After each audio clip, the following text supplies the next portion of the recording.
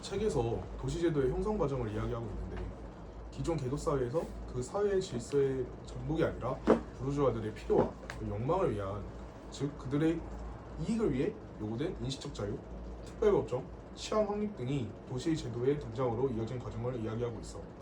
그리고 그렇게 생겨난 도시체계가 유럽 전반으로 퍼지게 되고 경제적, 사회적, 문화적 방향으로 빠르게 퍼졌어. 그 촉매제는 결국 자본과 사람의 이익 추구였던 거지. 나는 이 변화 과정에서는 그 여러 투쟁들이 있었는데 요즘 시대에도 이익을 위해 목소리를 내는 집단이 남아있기에 아직도 비슷한 문제가 여전히 남아있다고 생각해. 나는 현민이 형과 다르게 느꼈던 부분은 과거의 주교, 군주, 성직자, 귀족들과 같은 세속 권력 집단의 소수 엘리트들은 시민들을 그들의 권위적 종교적인 체제하에 두고 있었잖아. 부르주아들의 요구를 보면 그들의 요구는 최소한의 것, 즉 자유를 요구했다는 것을 알 수 있는데 현실과의 투쟁과는 본질이 다르다고 말하고 싶어. 또 과거의 투쟁은 태어나면서부터 정해진 그들의 운명을 평등하게 바로잡기 위한 삶의 투쟁이라면 현재의 투쟁은 계급과는 무관한 그들의 이익을 추구하기 위해 발생한 이해관계의 대립이라고 생각해. 아무리 부르주아와 농민들이 부를 축적하고 사회적 지위가 높아진다고 해도 힘이 없는 귀족 지위들이 결국 자신보다 위에 있다는 것이 못마땅했다는 내용이 책에 나와 있는데, 내 개인적인 생각은 이런 계급 사회는 국가나 도시가 발전하는 부분에 있어서 결국 더뎌지는 상황만을 초래하지 않을까 하는 나의 생각이야. 나는 다르게 생각하는데 계급 사회와 지금의 자본주의 사회가 별 다를 바가 없다고 생각해.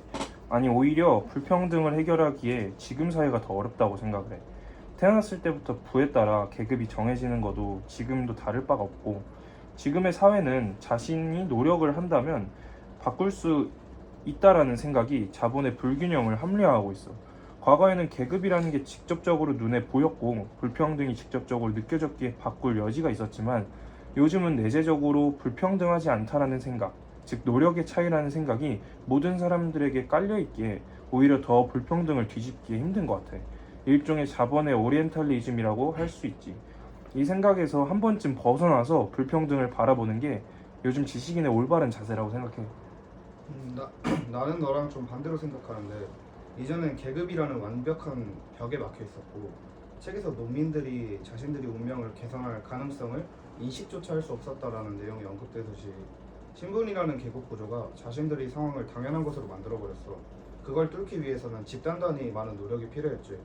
반면 현재 사회는 개인이 노력으로 불평등을 해소할 수 있는 상황이 됐잖아.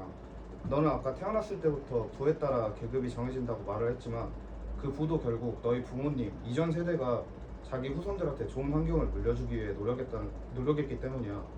그리고 그 후손은 그걸 유지하기 위한 노력, 가난한 사람은 그 두 세대를 뛰어넘기 위한 노력이 필요한 거지. 실제로 현대 사회에서는 엄청난 노력을 통해서 바닥부터 올라간 많은 사례들이 존재해. 고졸 출신이 대통령까지 된 노무현 전 대통령님, 또 NBA 여러 운동 선수들도 그렇고, 또 우리 주변에서도 그런 사례들을 드물지 않게 볼 수 있어. 그렇기 때문에 현재 사회가 과거보다 더 불평등을 뒤집기는 쉬운 사회인 것 같아.